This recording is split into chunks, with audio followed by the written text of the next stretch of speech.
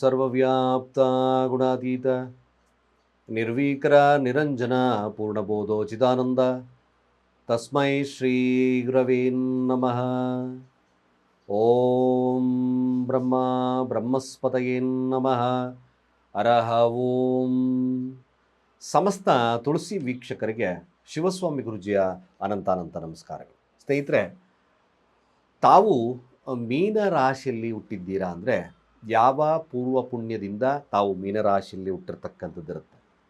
ನೀವು ಈ ಒಂದು ಜೀವನದಲ್ಲಿ ನಿಮ್ಮ ಕರ್ತವ್ಯ ಅಂದರೆ ನಿಮ್ಮ ಕರ್ಮವೇನು, ಯಾವ ಸಮಸ್ಯೆಗಳಿಂದ ಮೀನರಾಶಿಯಲ್ಲಿ ಯಾವ ಸಮಸ್ಯೆಗಳಿಂದ ತಾವು ಉಲ್ಬಣವಾಗಿದ್ದೀರಾ, ಅಂದರೆ ಮೀನರಾಶಿಯಲ್ಲಿ ಹುಟ್ಟಿರ್ತಕ್ಕಂಥವ್ರಿಗೆ ಯಾವ ಸಮಸ್ಯೆಗಳು ಕಾಡಬಹುದು, ಏನೆಲ್ಲ ಕ್ಲಿಷ್ಟತೆಯನ್ನು ಕಾಡ್ತಕ್ಕಂಥದ್ದು ಇರುತ್ತೆ. ಜೀವನ ಮೀನರಾಶಿಯವ್ರಿಗೆ ಯಾವಾಗಲೂ ಕೂಡ ಕಷ್ಟಗಳಿಂದಲೇ ಕೂಡಿರ್ತದ. ಏನಾದರೂ ಸುಖ ಶಾಂತಿಗಳು ಲಭ್ಯವಾಗ್ತದ? ಅವರ ಜೀವನದಲ್ಲಿ ಯಾವ ಒಂದು ಕ್ಷೇತ್ರ ಫಲ ಅವ್ರಿಗೆ ಅನುಕೂಲವನ್ನು ಮಾಡುತ್ತೆ? ಇವೆಲ್ಲ ವಿಚಾರಗಳನ್ನು ಕೂಲಂಕುಷವಾಗಿ ನಾನು ತಿಳಿಸ್ತಾ ಇದ್ದೇನೆ. ನೋಡಿ, ಮೀನರಾಶಿ ಕಾಲಪುರುಷ ಕುಂಡಲಿಯನ್ನು ನೋಡಿದಾಗ ಗುರುತತ್ವ ಅಂದರೆ 12ರ ರಾಶಿ. ಮೀನ, 2 ಮೀನುಗಳು ಇರ್ತಕ್ಕಂಥದ್ದು ಮೀನರಾಶಿಯ ತತ್ವ, ಗುರುವಿನ ತತ್ವ. ಅಲ್ಲಿ ಬರ್ತಕ್ಕಂಥ ಪೂರ್ವ ಭಾದ್ರಪದ, ಉತ್ತರ ಭಾದ್ರಪದ, ರೇವತಿ ನಕ್ಷತ್ರ. ಸ್ವಲ್ಪ ಮಟ್ಟಿಗೆ ಇವರು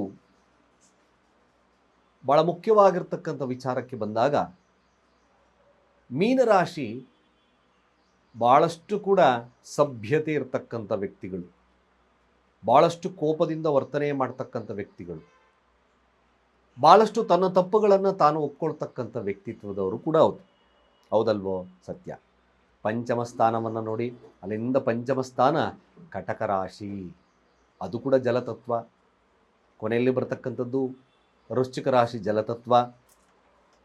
ಈ ತತ್ವದ ಆಧಾರದ ಮೇಲೆ ನೀವು ಪೂರ್ವ ಪುಣ್ಯ ಹುಟ್ಟಿರ್ತಕ್ಕಂಥ ರಾಶಿ ಬಂದು ಪೂರ್ವ ಪುಣ್ಯದಿಂದ ಎಲ್ಲಿ ಬಂದಿರೋ, ಯಾವ ಪೂರ್ವ ಪುಣ್ಯ ಕಾಡ್ತದೆ ಅಂತಕ್ಕಂಥ ವಿಚಾರಕ್ಕೆ ಬಂದಾಗ ನೋಡಿ, ಅಲ್ಲೂ ಕೂಡ ಭಾಳ ವಿಶೇಷವಾಗಿ ಕಟಕ ರಾಶಿ ಒಬ್ಬ ಮ್ಯಾಕ್ಸಿಮಮ್ ಅದ್ಭುತವಾಗಿ ನೋಡಿ. ಒಬ್ಬ ವಿಚಾರಕ್ಕೆ ಬಂದಾಗ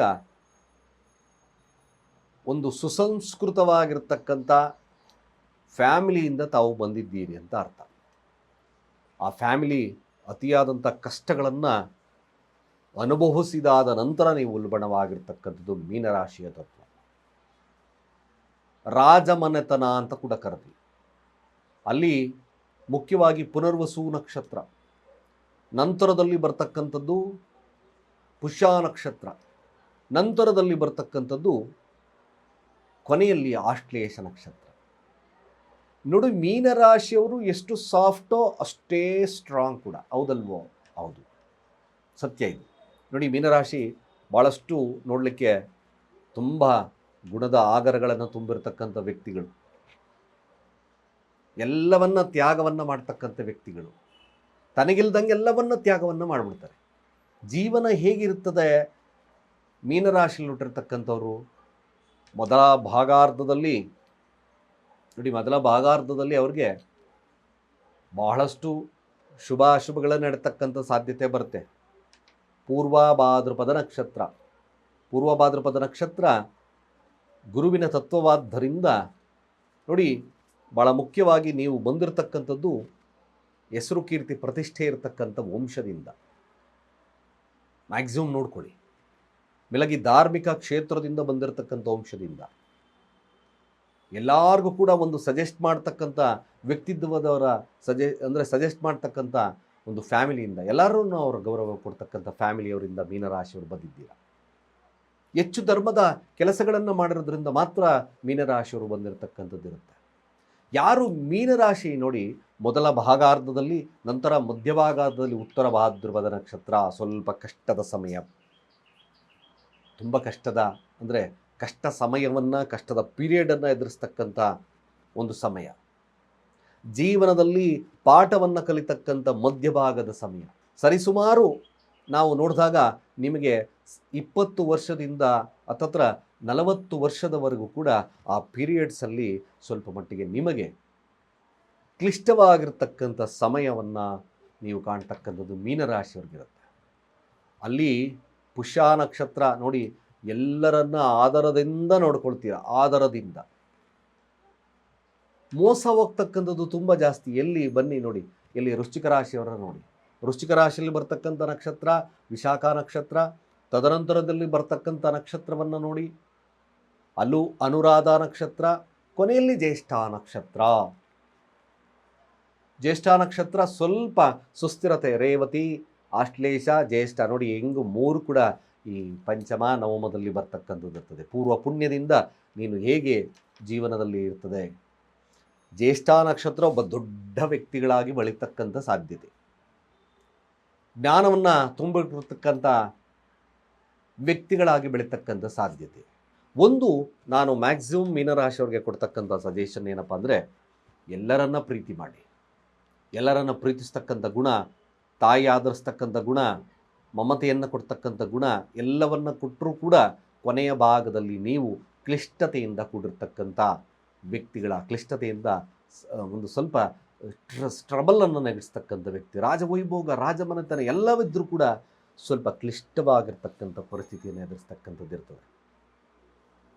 ತನ್ನದೆಲ್ಲವನ್ನ ಕೊಟ್ಟು ಕೊನೆಗೆ ಆಮೇಲಿಂದ ಸಮಸ್ಯೆಯನ್ನು ಮಾಡಿಕೊಳ್ತಕ್ಕಂಥ ಒಂದು ವ್ಯಕ್ತಿತ್ವದವರು ಈ ಒಂದು ಮೀನರಾಶಿಯಲ್ಲಿ ಹುಟ್ಟಿರ್ತಕ್ಕಂಥವ್ರು.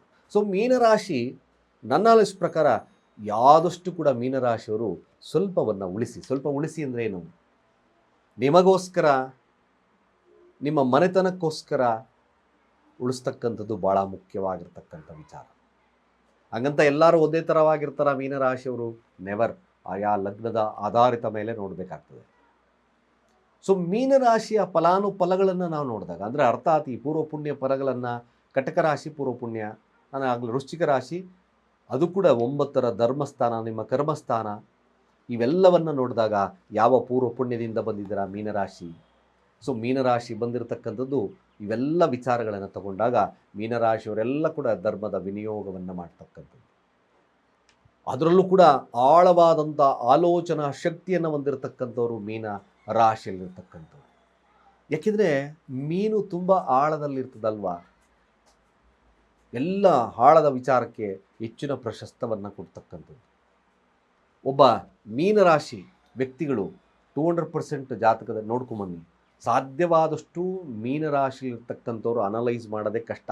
ಒಂದು ಸತಿ ಫರ್ಮಾಗಿ ನಿಂತ್ಕೊಂಡ್ರೆ ಮೀನರಾಶಿಲಿರ್ತಕ್ಕಂಥವ್ರು ತುಂಬ ಸಾಧನೆಯನ್ನು ಮಾಡ್ತಕ್ಕಂಥದ್ದು ಆಗ್ತಾರೆ,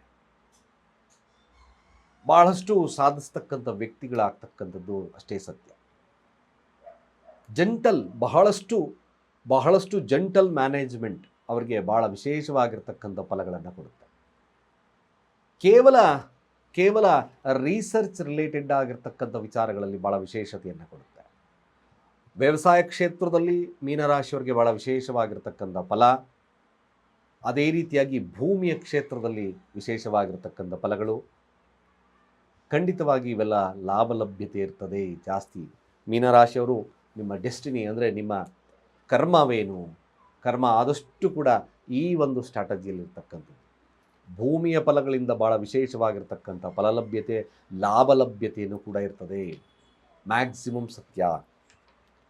ನೀವು ಒಬ್ಬ ವ್ಯಕ್ತಿಯಾಗಿ ಬೆಳೆದಿದ್ದೀರಾ ಅಂದರೆ ಭಾಳ ವಿಶೇಷವಾಗಿ ಮೀನರಾಶಿಯವರು ಧರ್ಮ ಮಾರ್ಗದಿಂದ, ಪ್ರೀತಿ ಮಾರ್ಗದಿಂದ, ಬುದ್ಧಿ ಮಾರ್ಗದಿಂದ ಮಾತ್ರ ಜೀವನದಲ್ಲಿ ಸುಸ್ಥಿರತೆಯನ್ನು ಕಾಣತಕ್ಕಂಥದ್ದು ಇರುತ್ತೆ. ಯಾರು ಮೀನರಾಶಿಯಲ್ಲಿ ಬಾರನಾಗಿದ್ದಾರೋ ಅವರೆಲ್ಲ ಕೂಡ ಮ್ಯಾಕ್ಸಿಮಮ್ ಜೀವನದಲ್ಲಿ ಆದಷ್ಟು ಕೂಡ ಧರ್ಮಕ್ಕೆ ಹೆಚ್ಚಿನ ಪ್ರಶಸ್ತವನ್ನು ಕೊಡಿ, ಸೇವಾ ಮನೋಭಾವದ ವೃತ್ತಿಯನ್ನು ಬೆಳೆಸ್ಕೊಳ್ಳಿ. ಆದಷ್ಟು ಕೂಡ ಮೀನರಾಶಿಯಲ್ಲಿರ್ತಕ್ಕಂಥವ್ರು ವಿದೇಶದಲ್ಲಿ ವಿಶೇಷವಾಗಿರ್ತಕ್ಕಂಥ ಫಲಲಭ್ಯತೆ ಆಯಾ ಗ್ರಹಗಳ ಅನುಗುಣವಾಗಿ ಭಾಳ ವಿಶೇಷವಾಗಿರ್ತಕ್ಕಂಥ ಪಾತ್ರವನ್ನು ವಹಿಸ್ತಾರೆ. ಇದು ಮೀನರಾಶಿಯವರ ಕರ್ಮ ಫಲದ ಅರ್ಥ.